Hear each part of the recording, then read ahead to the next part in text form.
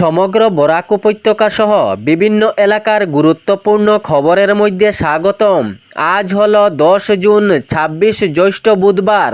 আজকের প্রথম খবরটি হলো আধার কার্ড হোল্ডারদের অসাবধানতায় এখন বড় সমস্যার কারণ হয়ে দাঁড়িয়েছে। 5 থেকে 7 বছর বয়স সম্পূর্ণ হওয়ার পর বাধ্যতামূলক বায়োমেট্রিক আপডেট করা। এই বায়োমেট্রিক আপডেট না করার কারণে অনেক সমস্যার মধ্যে পড়েছেন আধার কার্ড হোল্ডাররা। অনেক শিশুর আধার কার্ড বাতিল হয়ে যাচ্ছে, বঞ্চিত হচ্ছেন অনেক শিশুরা আধার কার্ড থেকে। প্রতি মাসে প্রায় 100 এর বেশি এরকম ঘটনা সামনে আসছে। 5 থেকে 7 বছর বয়স সম্পূর্ণ হওয়ার পর বাধ্যতামূলক বায়োমেট্রিক আপডেট, কিন্তু এই বায়োমেট্রিক আপডেট না করানোর জন্য অনেক শিশুদের আধার কার্ড বাতিল হচ্ছে। 5 বছর এবং 15 বছর পৌঁছানোর পর শিশুদের আধার কার্ড বায়োমেট্রিক তথ্য আপডেট করা বাধ্যতামূলক, কিন্তু আধার কার্ডের বায়োমেট্রিকের তথ্য আপডেট না হওয়ার জন্য অনেকেই আধার কার্ড থেকে বঞ্চিত হচ্ছেন। আধার কার্ড হোল্ডাররা অসাবধানতার কারণে অনেক সমস্যার মধ্যে পড়েছেন। বয়সের তুলনা অনুযায়ী ফিঙ্গার তথ্য অতি আবশ্যক। 5 থেকে 7 বছর বয়স সম্পূর্ণ হওয়ার পর বাধ্যতামূলক বায়োমেট্রিক আপডেট না করানোর কারণে অনেক শিশুর আধার কার্ড বাতিল হয়ে যাচ্ছে। এর পরবর্তী খবরটি হলো পাতারকান্দির নালগাঁওয়ের ঘটনার নতুন মোড় সামনে এসেছে।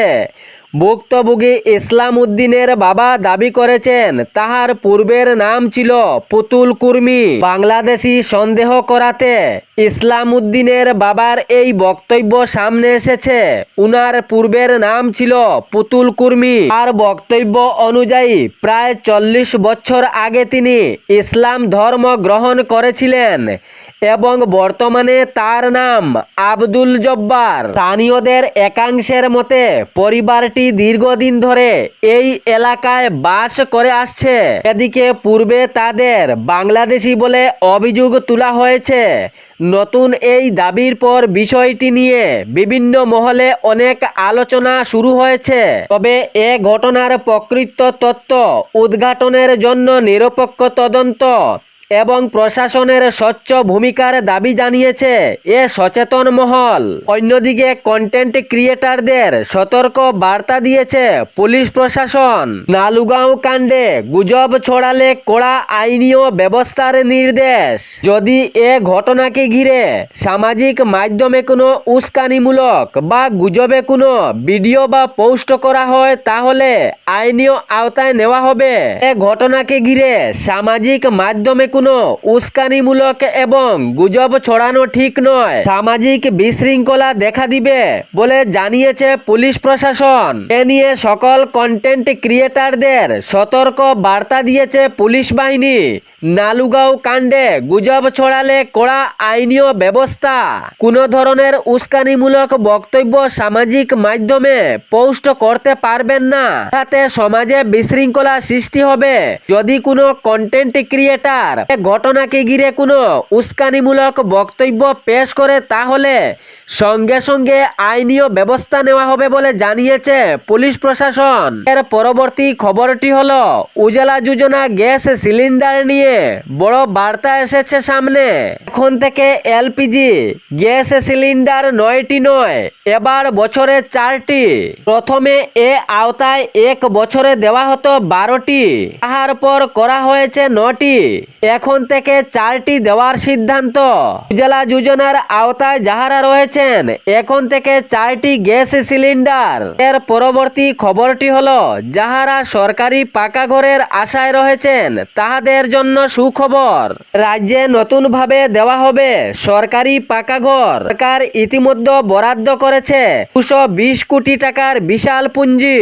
27,344টি পরিবারের জন্য ইতিমধ্যে অনুমোদন হয়েছে সরকারি পাকা ঘরের। খুব শীঘ্রই রাজ্যে এবার 44,354টি পরিবারকে দেওয়া হবে সরকারি পাকা ঘর। সঙ্গে প্রতিটি দরিদ্র পরিবারকেও দেওয়া হবে রেশন কার্ড।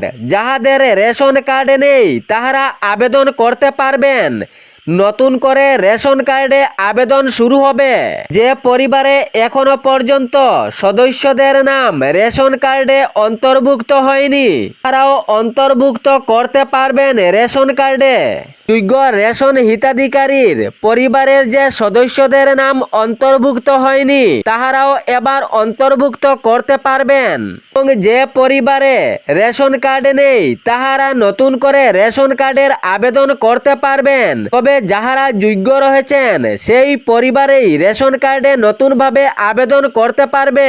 এর পরবর্তী খবরটি হলো তীর জুয়া ও আইপিএল নিয়ে হাইলাকান্দির বিধায়ক ডক্টর মিলন দাস যে কড়া বার্তা দিয়েছিলেন, ইহাতে পুলিশ প্রশাসন এক পাঞ্জাকে গ্রেফতার করতে সক্ষম হয়েছে। তীর জুয়া ও আইপিএল চক্রের বিরুদ্ধে হাইলাকান্দির বিধায়ক ডক্টর মিলন দাসের কড়া অবস্থান। জেহাদ ঘোষণার পর লালা পুলিশ প্রশাসন প্রথম সাফল্য হিসাবে এক পাঞ্জাকে গ্রেফতার করেছে।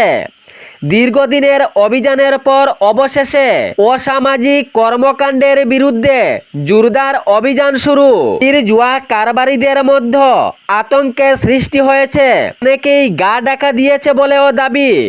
না তীর না জুয়া না আইপিএল। কড়া বার্তা হাইলাকান্দির বিধায়ক ডক্টর মিলন দাসের। এগুলো সমাজকে নষ্ট করছে, যুব সমাজকে পিছিয়ে রেখেছে এগুলো। এ বিষয়ে কড়া হুঙ্কার হাইলাকান্দির বিধায়ক ডক্টর মিলন দাসের। এর পরবর্তী খবরটি হলো ফিলিপাইনে 7.8 মাত্রার ভূমিকম্পের পর আফটার শক হয় 8.2 মাত্রায়। তারপর সুনামির সতর্কতা জারি হয়েছে। জানা গেছে সুনামির ঢেউ 1 মিটার 3 ফুট উঁচু।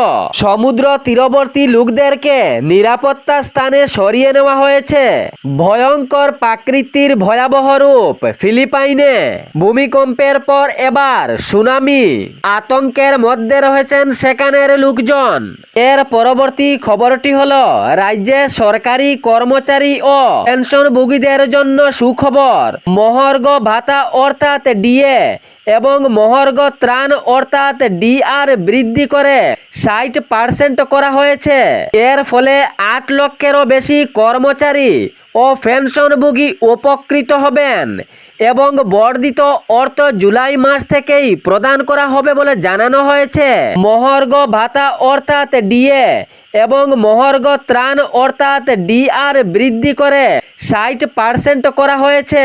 এ ছিল বরাক উপত্যকা সহ বিভিন্ন এলাকার গুরুত্বপূর্ণ খবর। এরকম নিত্য নতুন খবর পাওয়ার জন্য চ্যানেলটি সাবস্ক্রাইব করে রাখবেন এবং ভিডিওটি লাইক করে শেয়ার করতে ভুলবেন না, যাতে সঠিক সংবাদগুলো অন্যজনের কাছে পৌঁছায়। ধন্যবাদ।